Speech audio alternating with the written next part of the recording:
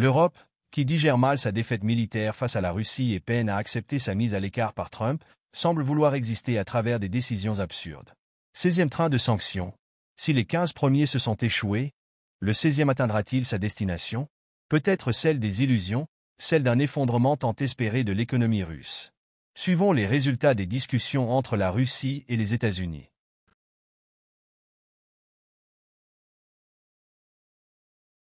Sergueï Lavrov révèle les résultats des négociations secrètes. Tout d'abord, nous souhaitons exprimer notre gratitude aux autorités saoudiennes pour avoir permis cette rencontre entre représentants russes et américains. Nous avons personnellement adressé nos remerciements au prince héritier du royaume, Mohammed Ben Salman, lors d'une audience où nous étions présents avec Yuri Ushakov.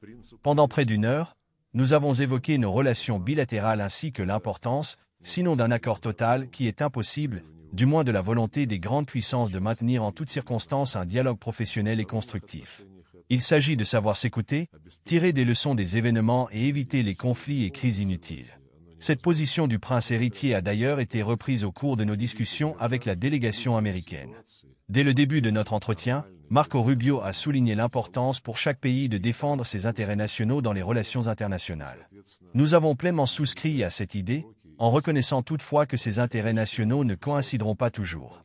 Dans de telles situations, il est crucial de gérer ces divergences, de ne pas les laisser s'envenimer, et surtout d'éviter toute escalade vers une confrontation militaire ou d'un autre ordre. En revanche, lorsque nos intérêts convergent, il est essentiel de tout mettre en œuvre pour unir nos efforts et concrétiser des projets mutuellement bénéfiques, tant sur le plan géopolitique qu'économique. Ainsi, je considère que notre échange a été très utile. Nous ne nous sommes pas simplement écoutés, nous nous sommes véritablement entendus. J'ai de bonnes raisons de croire que la partie américaine comprend désormais mieux notre position, que nous avons, une fois de plus, expliqué en détail en nous appuyant sur les nombreuses déclarations du président Poutine. Les accords que nous avons conclus concernent en priorité les mesures les plus urgentes et, à vrai dire, les moins complexes à mettre en place. La première d'entre elles consiste à accélérer la nomination des ambassadeurs de Russie aux États-Unis et des États-Unis en Russie. Deuxièmement, nous devons lever les entraves qui, depuis de nombreuses années et en particulier sous l'administration Biden ces 4 dernières années, compliquent considérablement le travail de nos missions diplomatiques. Cela inclut les expulsions répétées de diplomates, auxquelles nous avons dû répondre en retour, ainsi que la confiscation de nos biens immobiliers et bien d'autres restrictions. Enfin, un autre point clé concerne les transactions bancaires, qui font l'objet de limitations que nous avons naturellement été contraints de réciproquer. Nous avons convenu que nos adjoints se réuniront prochainement pour examiner la nécessité d'éliminer ces barrières artificielles entravant le bon fonctionnement des ambassades et autres institutions diplomatiques, aussi bien en Russie qu'aux États-Unis. L'objectif n'est pas de traiter ces entraves de manière ponctuelle, mais d'adopter une approche systémique pour y mettre définitivement un terme et rétablir des relations normales au quotidien. Deuxième accord. Nous avons convenu qu'un processus de règlement de la crise ukrainienne sera mis en place dans un avenir proche. La partie américaine annoncera qui représentera Washington dans ce cadre. Dès que nous connaîtrons le nom et la fonction du représentant en question, nous désignerons à notre tour notre participant à ce processus, comme l'a indiqué le président Poutine au président Trump. Troisièmement, dans une approche plus large et conceptuelle, nous travaillerons à créer des conditions favorables à la reprise et à l'élargissement de notre coopération dans divers domaines, parallèlement aux avancées du processus de règlement de la crise ukrainienne. Nous partageons un vif intérêt pour la reprise des consultations sur les problématiques géopolitiques, y compris les conflits affectant différentes régions du monde, où la Russie et les États-Unis ont des intérêts. De même, il existe une volonté commune de lever les obstacles artificiels entravant le développement d'une coopération économique mutuellement bénéfique. Lors de notre discussion sur les aspects économiques, Kirill Dmitriev, directeur du Fonds russe d'investissement direct, était présent. Il a exposé plusieurs problèmes susceptibles d'être résolus rapidement et de manière avantageuse tant pour la Russie que pour les États-Unis. Question des médias. Diverses analyses émergent à l'issue de cette rencontre, la plupart d'entre elles étant positives, y compris du côté américain. Pourriez-vous préciser sur quel axe les positions des États-Unis et de la Russie se sont le plus rapprochées, les relations bilatérales ou la question ukrainienne? Une base a-t-elle été posée en vue d'une rencontre entre les présidents russes et américains? Et quelles seront les prochaines étapes? Y a-t-il des réunions prévues à court terme? Par ailleurs, le secrétaire d'État américain a déclaré que tous les participants aux discussions sur la question ukrainienne devront faire des concessions. Savez-vous déjà lesquelles? Réponse de Sergueï Lavrov. Concernant les points sur lesquels un terrain d'entente a été trouvé, ce qui ne signifie pas nécessairement un rapprochement total des positions, J'ai déjà évoqué plusieurs éléments. Nous avons pratiquement acté la nécessité de résoudre une fois pour toutes les problèmes liés au fonctionnement de nos missions diplomatiques. De plus, en matière de dialogue international et de relations économiques, un engagement mutuel a été exprimé pour rechercher des solutions concrètes. S'agissant du dossier ukrainien, comme mentionné précédemment, nous avons convenu que les Américains désigneront leurs représentants, auxquels nous répondrons en nommant le nôtre. Une fois cela fait, des consultations régulières débuteront. Notre rencontre a eu lieu sur décision des présidents, qui ont convenu de travailler à l'organisation d'un futur sommet.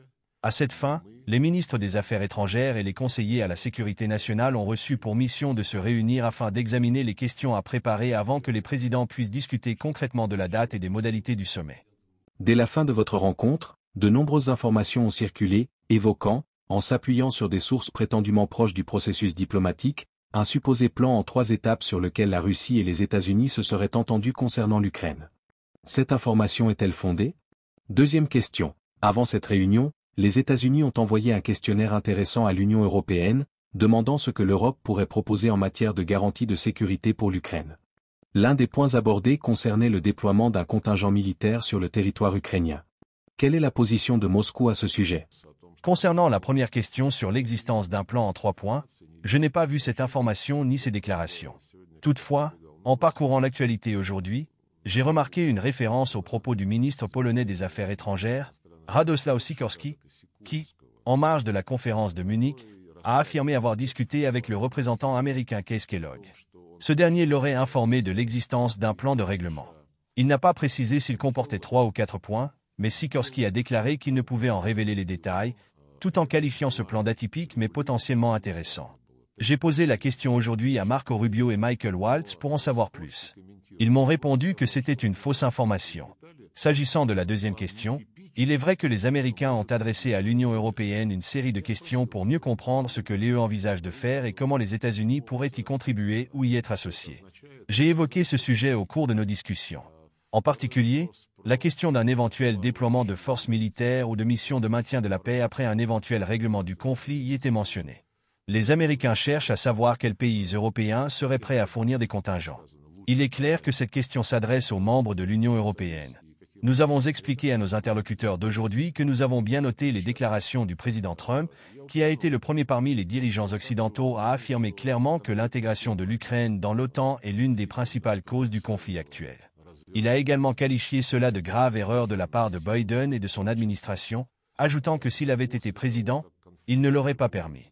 Dans ce contexte, nous avons rappelé que le président Poutine a souligné à de nombreuses reprises que l'élargissement de l'OTAN et l'absorption de l'Ukraine par l'Alliance Atlantique constituent une menace directe pour les intérêts et la souveraineté de la Russie. Ainsi, l'apparition de troupes des pays de l'OTAN sous un autre drapeau, qu'il s'agisse du drapeau de l'Union européenne ou de drapeaux nationaux, ne change rien sur le fond. Cela reste inacceptable pour nous. Quant à cette nouvelle provocation visant l'infrastructure énergétique du Kazakhstan, on peut évoquer de nombreuses raisons ou tenter de deviner qui, à Kiev, a donné un tel ordre. Mais une chose est sûre, cela ne peut plus durer ainsi. Il est impératif de remettre ce dirigeant et son entourage à leur place et de les empêcher d'aller plus loin. D'ailleurs, nos collègues américains ont suggéré aujourd'hui l'idée d'un moratoire sur les attaques visant les infrastructures énergétiques. Nous leur avons expliqué que nous n'avons jamais mis en danger les réseaux d'approvisionnement en électricité destinés à la population civile. Nos cibles ont toujours été des infrastructures servant directement les forces armées ukrainiennes. Nous avons également rappelé que lors des discussions sur une éventuelle relance de l'accord céréalier de la mer Noire, les médiateurs turcs avaient déjà évoqué l'idée d'une protection des infrastructures énergétiques. Nous avons exprimé notre disposition à discuter des modalités, mais ensuite Zelensky lui-même a renoncé à cette possibilité. Deuxième question. Cela a-t-il un lien avec leurs déclarations selon lesquelles ils revendiqueraient certains territoires ukrainiens? Je ne sais pas, mais de telles discussions ont lieu, et des hommes politiques en Roumanie ont récemment évoqué cette question. Je ne vais pas spéculer là-dessus. Zelensky a déclaré hier encore qu'il ne reconnaîtrait pas les résultats des négociations entre les États-Unis et la Russie. Selon vous, quelle est l'importance de la participation de Zelensky aux discussions pour parvenir à la paix? Peut-il espérer y prendre part? Il n'est pas nécessaire d'entrer dans les détails, car ce sujet a été largement couvert par le président Poutine dans son récent entretien avec Pavel Zarubin. Je n'ai rien à ajouter.